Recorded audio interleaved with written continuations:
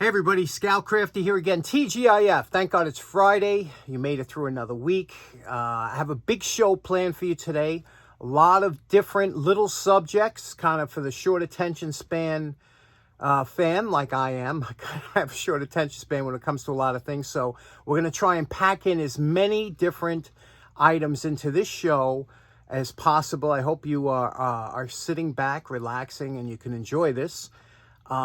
First thing I want to talk about is profile picture. I was looking through the comments of my last video, and a gentleman by the name It's Just Me said, you know something, I watch your videos, and he says, you look so angry in your profile picture. And I said, that was from 2008. I've been on YouTube 15 years. It's a long time, isn't it?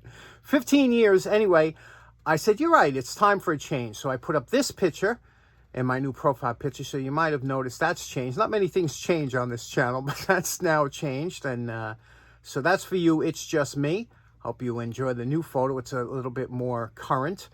And like I said, we got a lot to get to today. I want to start off, I always said I'd like to start with, for the summer, Show and Tell Friday. So let's start with some cool Show and Tell Friday material. Okay, first off, to start the show off, you remember we did dies on the last video, but I had to look under the bench to get my old set out to do the demonstration, and I saw this box. I don't even remember this box. I don't remember where it came from, but it was where the taps and dies are, so I opened it up, and check this out. It is a whole load of taps, and there's some dies back there, and nice ones too. Greenfield tap and die and all other good ones, American made. They're a little bit dirty, not rusty, dirty because cutting oil, and you feel them. You can tell if they're sharp, and these are, so they just need some cleaning up. Isn't that a nice find when you find something like that? So that's interesting. Next up, I want to show you something that's been up in my house for a long time, and I guess I am a bank collector. I didn't think I was until I realized how many banks I have. But this here is a cast iron bank, very early one. And you could see here what it is. And it says, "Give Billy a penny." And you could see here it's an old-timey baseball player. Billy's got a little bit of bloat going on. But penny, back in the day when a penny meant something, right? I'm surprised we still even have pennies here in the States, because you really... they wanted to do away with it a couple times, but they said no. But pretty soon we're going to be just, the nickel will be the lowest denomination. But isn't that cool? Look at that bank. Cast iron has a nice feel to it, nice look to it, doesn't it? Real old-timey. And after you filled it up with pennies, you had to unscrew it to get them apart to get your money out. So I just thought that was interesting. Okay, next up for show and tell. I was in the attic the other day. I saw this. I said, I got to show this off. When I was a kid, I went to Catholic school. We used to line up in the schoolyard before school, and we all had our lunch. We had to put our lunch boxes on a line and kind of straddle them. This is in the early grades. And everybody had their own lunch box. They all got scraped up because they were on the cement floor. But we all liked different lunch boxes. They were real big in the late 60s and 70s. Everybody had different ones. You bought a new one every year. Sometimes you had to go through 2 in a year because you had beat them up. But this here, I bought this later on. I didn't have this as a kid. This is an Evel Knievel lunchbox. We were all big fans of Evel Knievel back in the day, because he was the man, and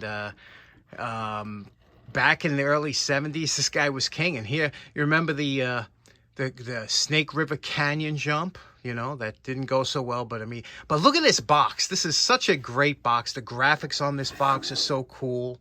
And the colors, and these things go for big money now. They're not cheap, especially if you have the thermos. Now, we were all, like I said, we're big fans of Evel Knievel. You remember Evel Knievel's truck? There's a great video on the restoration they did of his Mack truck that they did. That was always great. But every one of these, there's his cane, his helmet, and his... He always did wheelies, remember, coming out? And he was doing this all on, remember, he was doing this on Harley Davidson bikes. They weren't really made for jumping. Another picture of the Sky Cycle coming through there. But how cool is that? And here it is. He's jumping over some vehicles. He liked to do buses, but it looks like some kind of generic brand. And you can see this is from 1974. And this was made in Nashville, Tennessee. How cool is that, huh? Evel Knievel lunchbox. And this one has the rare, you don't usually see this, but the thermos is in there too. And look at the thermos. Again, with the Aladdin made these. Again, with the cool graphics of him jumping. But isn't that cool? It takes you back, doesn't it? I don't know if you guys remember lunchbox, these kind of lunchboxes, especially the Evel Knievel ones. Even has that smell, you know, that kind of smell. Funny story, one time when I was bringing my lunchbox to school, I told the story to my mother. She almost had a heart attack. I dropped the lunchbox out of these used to have glass liners in these thermoses. I don't know if this one does. They used to have, the early ones had no, this one's plastic. The early ones had a glass vacuum inside. I dropped it and it broke. And I remember my mother made me a peanut butter and jelly sandwich that day. And I was a kid and it was broken. I heard it was broke. So I sifted, I drank. There was milk in the thermos. I drank it. I was sifting it through my teeth because I was thirsty. My mother almost had a heart attack when I told her. You know, I remember as a kid, my father used to point to his hair. He was, I guess in his 50s, late 50s, he used to point to his hair and he was all gray on the side of his hair. And he'd say, you see this? This is from you, from worrying about you and your sister. He used to say that because he says, when you're a parent, that's all you do is you worry about your kids. And I think about that now and I feel bad because a lot of the things, you know, when you're a kid, you think you're invincible. You say, don't worry about them. And I used to think about me, especially with my motorcycles. And I was always going out, you know, riding and stuff. And he'd be like, he would always worry. Every time he heard that motorcycle go out, he'd say, and he knew. But, you know, it's a hard thing to be a parent, isn't it? To you know, to keep that fine line between being overprotective and not letting the kids do things that they want to do. And, you know, they're going to wind up doing it anyway behind your back or something. But growing up in the 70s, it was rough. You know that. And there was a lot of drugs around and stuff. So the only thing you could really do is be a good role model for your kids and have them surrounded by good role models so that they want to be better people and they don't want to follow in the steps of, you know, losers and, you know, people that are going to get them in trouble later on. So, you know, you do your best, but it's tough out there. Peer pressure, right? I sound like a PSA. Anyway, that was an Evel Knievel lunchbox. Okay, next up, we are on a roll. Buttered roll. Do you remember as a kid eating buttered rolls? When I was a kid, that was like a thing. And this was for years, for like 10 years of my life. Maybe, you know, in the morning for breakfast, you'd get like a coffee and a buttered roll. Was that a New York thing or something? It was a Kaiser roll was buttered and it was just a... How come you don't usually see that anymore? I don't even think that's a thing. They had sesame. They had, you know, we had good bread here in the city and a buttered roll and a cup of coffee. That was like a good breakfast. Anybody do that anymore? Do you still do that? Or is that is that passe? Okay, real quick. Remember we did a couple weeks ago or whatever, we did switches and we talked about switches and we took this beautiful switch apart, rebuilt it. And I talked about the difference. I showed you the contacts. And I always said, I never liked these paddle switches. They always felt so chintzy and cheap, you know. But I understand where they're easy to use and they're kind of, you know, they're easy to put on and off for children or whatever, everybody. So I said, but they just feel cheap. And you know, I wanted to open it up. I bought this brand new just to do this. $5 just to rip it open and tear it apart. Let's see what makes this switch work. Because, you know, I'm sure a lot of you have these. They just feel cheap to me. Easy to use. And the other thing I want to know, I know a lot of you guys are electricians out there.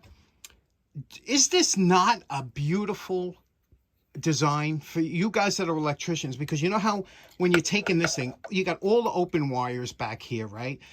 Usually they wrap it with tape before they put it in the box, but you got exposed contacts. This thing, nothing was exposed.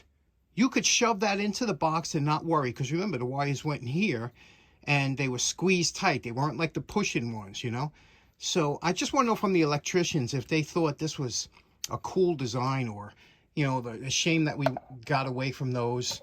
But let's rip this open and see what's inside. First off, to take these switches apart, there are these two rivets here. They're tubular rivets that hold this together. Metal plate should come off. The thing is, if you try and drill these out, the minute it catches, it spins the rivet. So sometimes you got to grind them off. That's the only way to get these off. Okay, using the Dremel with a little burr, round burr in here, I was able to grind off the top rivets. Let's open it up. Okay, we're going to push this down. Here we go. Metal plate off. Leaves us with this. Now it seems like we got to get a screwdriver in the side here and pry that open. You know, with these style clamps over here, you could do the traditional J hook on your wire where you go in like that and tighten it down the old-fashioned way, or you could see that little plate in there. If you lift that plate up, it's contact before, and you could just stick the wire in here like this, straight in, and tighten it down. Just out of curiosity, you electricians out there, do you prefer the J hook or pressing it down with this type plate? Which one do you prefer, or do you still do? A lot of people have their own ways that they like doing it. Some people like to go in like this and clamp that down, but it gets a little uneven when you tighten it. Or do they do the traditional J hooking around? So let's take it apart, see what's inside. Okay, we pried the sides here. Here's the button. You can see this little silver. This is what gives you the click back and forth. It's a piece of spring steel. You see that on there? Here is the this goes up and down to make contact or not. Contact or not. And this is the contact plate. And there it is. There's the little contact. That's about half the size of the regular contacts for a regular switch. But that is the silver plated, or whatever plating they do contact on there. Let's see what it's making contact to on the inside here. Okay, here we go. We're taking off this top piece here. Okay. And there is the inside of the switch. And you can see here how this works. And now that little contact was in here, and it was making contact with that bar here. Let's take a look at what the other contact looks like. We'll slide this out. Remember, all these pieces all are meant, they just slide in there. They're held in there by just the piece being together, the switch being together. And here, the contact here, this is the one plate here. And this is the other plate here. The rest is plastic, okay? So this goes like this. This holds against the switch here. And there's the other contact. Look at the size of that contact. Very small. Shockingly small, right? Considering the other one. And look at this one here is even smaller than the top one that moves. So these are the two contacts that touch. Now this switch is rated for 15 amps. And I ask you, does that seem like a lot of material for 15 amps to pass through? I mean, it's UL listed, so it's got to be, but look at that. That's the contact that 15 amps goes through, that little contact. Now, just in case it's hard for you to see or judge on there by film, this is the one, the moving contact is about 128 thousandths of an inch. And the bottom one here, this little guy, is, let me get it here, got to get that clamped on, is 100 thousandths, or just under 100 thousandths of an inch, about 98 thousandths. Isn't that something? That's all that controls your light switches or whatever, 15 amps. That's it. Now, just for comparison, these two are from an old switch that we took apart, remember? And this is the new contacts for the new switch. What would you say, about half, even less than half the contact surface? Anybody ever have any problem with these paddle switches failing on them? Let us know in the comments. Awesome. Buttered roll. Maybe that gave place to changed over to buttered bagel. A lot of people do the bagel thing still, right? You know what my girlfriend never had in her life? Cream cheese and jelly. Can you imagine that? Never had cream cheese and jelly on anything. That's like, you know, that's a good combination right there. If you've never had it, cream cheese and jelly.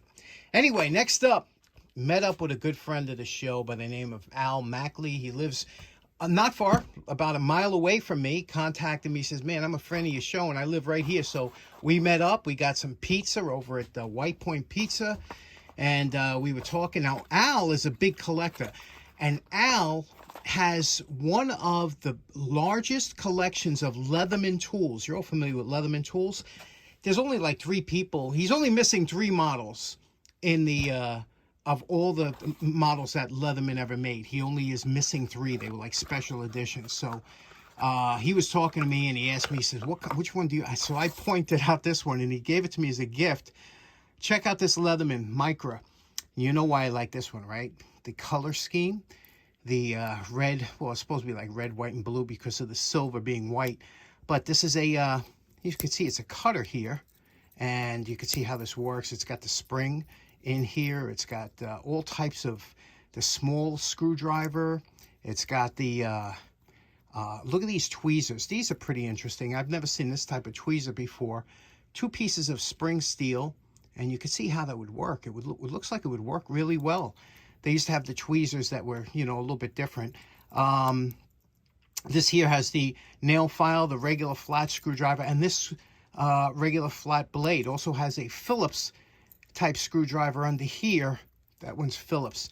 I like how they printed 4 Phillips on there, just in case you didn't know. So how cool is that? I would love to see Al's collection.